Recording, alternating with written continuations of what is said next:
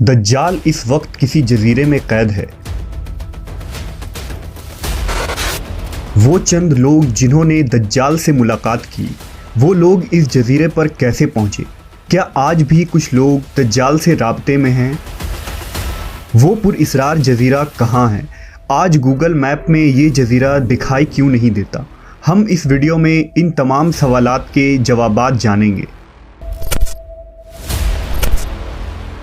दज्जाल वो फितना है जिसके मुताल्लिक हज़रत आदम अलैहिस्सलाम से हज़रत मोहम्मद सल्लल्लाहु अलैहि वसल्लम तक तमाम पैगंबरों ने अपने अपने उम्मतों को आगाह किया। ये क़यामत तक का सबसे बदतरीन फितना करार दिया गया है।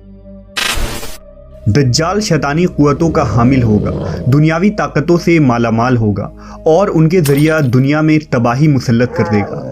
दज्जाल इस वक्त कहाँ है और किस हालत में है? इसके मुताल्लिक एक अजीबो गरीब रिवायत अहदीस के किताबों में ज़िक्र हुआ है। लिहाजा हज़रत फ़ातिमा बिनते कैस से रिवायत है कि एक दफ़ा रसूलुल्लाह सल्लल्लाहु अलैहि वसल्लम नमाज के बाद मिंबर पर तशरीफ़ लाए और फरमाया कि तमीमदारी पहले नसरानी आदमी थे, वो आए और मुसलमान हो गए और मुझसे एक किस्सा बयान किया है जिससे तुमको मेरे उस बयान की तस्दीक हो जाएगी जो मैंने कभी दज्जाल के मुताल्लिक तुम्हारे सामने जिक्र किया था।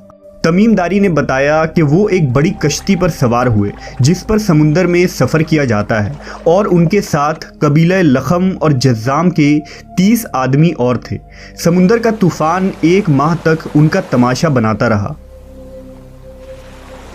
आखिरकार समुद्री सफ़र के दौरान मगरिब के जानिब एक जजीरे पर उनकी नज़र पड़ी जिसको देखकर वो बहुत मसरूर हुए और छोटी कश्तियों में बैठकर उस जजीरे पर उतर गए। जब वो उस जजीरे पर गए तो उन्हें जानवर की शक्ल का एक चीज़ नज़र आया जिसके सारे जिस्म पर बाल ही बाल थे। लोगों ने उससे कहा, कमबख्त तू क्या बला है? वो बोला, मैं दज्जाल का जस्सासा यानी जासूस हूँ। उस गिरजे में चलो, वहाँ एक शख्स है जिसको तुम्हारा बड़ा इंतज़ार है। हम लपक कर उस गिरजे में पहुंचे तो हमने एक बड़ा कवि हैकल शख्स देखा कि उससे कबल हमने वैसा कोई शख्स नहीं देखा था। उसके हाथ गर्दन से मिलाकर और उसके पैर घुटनों से लेकर टखनों तक लोहे की जंजीरों से निहायत ही मजबूती से जकड़े हुए थे। हमने उससे कहा, तेरा नास हो, तू कौन है? वो बोला, तुमको मेरा पता लग ही गया, अब तुम बताओ तुम कौन लोग हो? उन्होंने कहा, हम अरब के बाशिंदे हैं। हम एक बड़ी कश्ती में सफ़र कर रहे थे। समुंदर में तूफ़ान आया और 1 माह तक रहा। इसके बाद हम इस जजीरे में आ गए। उसने कहा, मुझे ये बता कि बैसान के खजूरों में फल आता है या नहीं? हमने कहा, हाँ आता है। उसने कहा, वो वक्त करीब है जब उसमें फल ना आएंगे। फिर उसने पूछा, अच्छा बहर तिब्रिया के मुताल्लिक बताओ, उसमें पानी है या नहीं? हमने कहा, बहुत है। उसने कहा, वो ज़माना करीब है जबकि उसमें पानी ना रहेगा। फिर उसने पूछा, ज़गर के चश्मे के मुताल्लिक बताओ, उसमें पानी है या नहीं? और क्या उस बस्ती वाले उसके पानी से खेतों को सैराब करते हैं? हमने कहा, उसमें बहुत पानी है और लोग उसके पानी से खेतों को सैराब करते हैं। फिर उसने कहा, अच्छा नबी उम्मी का कुछ हाल सुना? हमने कहा, वो मक्का से हिजरत करके मदीना तशरीफ़ ले गए हैं। उसने पूछा, क्या अरब के लोगों ने उसके साथ जंग की है? हमने कहा, हाँ। उसने पूछा, अच्छा फिर क्या नतीजा रहा? हमने बताया कि वो अपने गिरदोनवाह पर गालिब आ चुके हैं और लोग उनकी इताअत कबूल कर चुके हैं। उसने कहा, सुन लो कि अरबों के हक़ में यही बेहतर था कि वो उनकी इताअत कर लें। और अब मैं तुमको अपने मुताल्लिक बताता हूँ। मैं मसीह दज्जाल हूँ और वो वक्त करीब है जबकि मुझको यहाँ से बाहर निकलने की इजाज़त मिल जाएगी। मैं बाहर निकलकर तमाम ज़मीन पर घूमूंगा। 40 दिन के अंदर अंदर कोई बस्ती ऐसी न रहेगी जिसमें मैं दाखिल ना होऊंगा, सिवाय मक्का और मदीना के। उन दोनों मकामात में मेरा दाखिला ममनू है। नबी सल्लल्लाहु अलैहि वसल्लम ने अपना असा मुबारक मिंबर पर मार कर फरमाया, ये तैयबा है, ये तैयबा है। मैं तुमको यही बताया करता था। जान लो कि दज्जाल न शाम के समुंदर में है और ना ही यमन के समुंदर में, बल्कि वो मशरिक में है।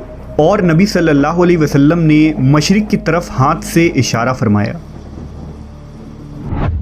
हज़रत तमीमदारी और उनके साथियों ने जिस जजीरे पर दज्जाल से मुलाकात की थी, इसका इल्म आज तक किसी को नहीं हो सका, लेकिन इस बारे में बहुत सारे दावे किए जाते रहे हैं कि वो पुरअसरार जजीरा कहाँ है जहाँ दज्जाल जंजीरों में जकड़ा कैद है।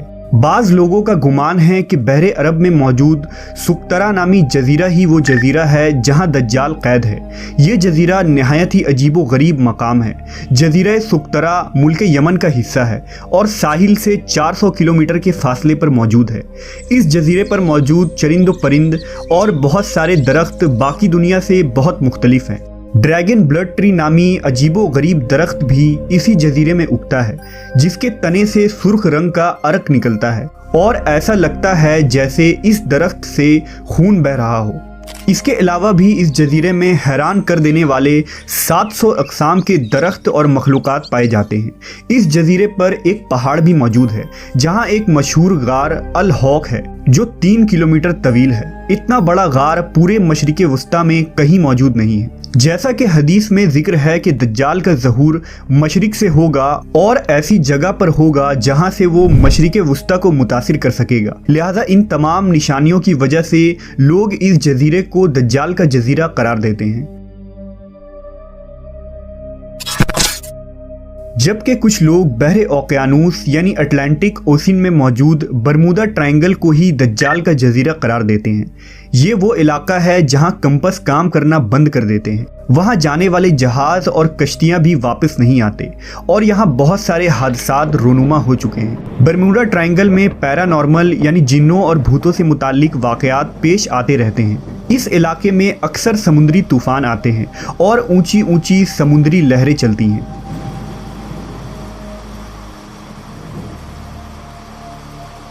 बरमूदा दरअसल किसी एक जजीरे का नाम नहीं, ये एक तकून नुमा इलाका है जिसके अंदर 300 से ज़्यादा गैर आबाद और सुनसान जजीरे मौजूद है जहां आज तक इंसानों ने कदम नहीं रखा है। इस बरमूदा ट्रायंगल पर की गई तहकीकाती रिपोर्ट को भी आज तक शाये नहीं की गई है। यूं लगता है कि दुनिया की हुकूमतों को इसकी इजाज़त नहीं। मशहूर मिस्री मुहक्किक दाऊद ईसा के मुताबिक बरमूदा तिकून का एक बड़ा हिस्सा दज्जाल के ज़ेर इस्तेमाल है। उसने बाकायदा वहाँ किले नुमा महल बना रखे हैं जो तकून की शक्ल में मौजूद है। तारीख में दज्जाल के जजीरे के मुतालिक एक मशहूर दावा उस्मानी अमीरुल बहर और जोग्राफिया दां पीरी रईस का है, जिसने खिलाफत उस्मानिया के दौर में दुनिया का एक नक्शा तैयार किया था। इस नक्शे को अगर हम देखें तो इसमें एक पुरइसरार मकाम की निशानदही की गई है जहां उसने एक अजीब मखलूक की तस्वीर भी दिखाई है जो आधा इंसान और आधे जानवर की तरह नज़र आता है, जिसे लोगों ने दज्जाल करार दिया है। तुर्की के एक मशहूर मुसन्निफ कुरसान बरकान ने अपनी एक किताब में लिखा है कि दज्जाल एक जजीरे में कैद है जहां से वो अपने पैरोकार यानी अमेरिका और इजराइल को हिदायत देता है और अमेरिका और यहूदियों की बहरी जहाज़ें इस जजीरे तक जाती हैं जहां वो इस गिरजे में दज्जाल से मुलाकात करते हैं और उन्हें बताया जाता है कि आगे क्या करना है। लेकिन ये मालूमात इतनी खुफिया होती है कि आज तक कोई भी ये नहीं जान पाया कि ये जजीरा कहाँ मौजूद है। बरकान ने लिखा कि वो जजीरा बरमूदा तिकून में ही है क्योंकि बरमूदा ट्रायंगल में एक ऐसा जजीरा मौजूद है जहां एक बड़ा गिरजा पाया जाता है और जहां किसी को भी जाने की इजाज़त नहीं है और अगर कोई वहां दाखिल होना चाहे तो वो वहां से वापस नहीं आ सकता। ये जजीरा कोई आम जजीरा नहीं, यही वजह है कि गूगल मैप में इस जजीरे की लोकेशन नहीं मिलती है। नेस कई लोगों ने ये देखने का दावा भी किया है कि इस जजीरे में अमरीकी बहरी बेड़े दाखिल होते हैं। ईसा दाऊद ने अपनी किताब में लिखा है कि दज्जाल ज़माना कदीम से बहरुल काहिल के उन गैर आबाद और वीरान जजीरों में रहता था और हुजूर सल्लल्लाहु अलैहि वसल्लम के विसाल तक वो बेड़ियों में जकड़ा हुआ था, मगर आप सल्लल्लाहु अलैहि वसल्लम के वफ़ात के बाद उसकी बेड़ियां टूट गईं और वो आज़ाद हो गया, मगर उसे खुरूज की इजाज़त नहीं। लिहाजा अब वो बरमूडा ट्रायंगल के करीब वीरान जजीरों में रहता है और वहाँ से अपनी दज्जाली कुव्वतों और पैरोकारों के ज़रिया खुरूज की तैयारियां कर रहा है।